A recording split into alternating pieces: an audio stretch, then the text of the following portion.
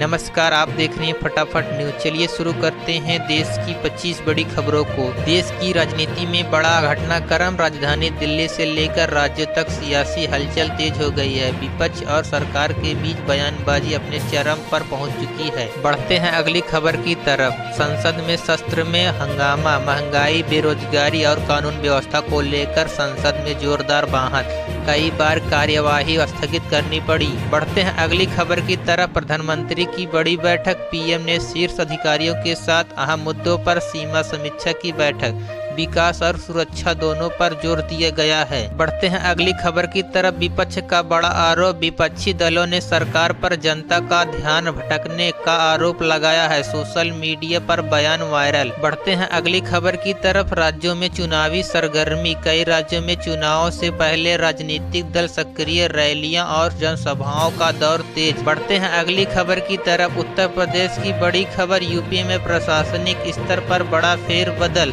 कई जिलों में नए अधिकारी तैनात। बढ़ते हैं अगली खबर की तरफ। बिहार की राजनीति गरमाई, सत्ता और विपक्ष आमने सामने, चुनावी रणनीतियों पर तेज चर्चा। बढ़ते हैं अगली खबर की तरफ। दिल्ली में बढ़ता प्रदूषण, हवा की गुणवत्ता फिर खराब, श्रेणी में सरकार ने जारी की नई एडवाइजरी।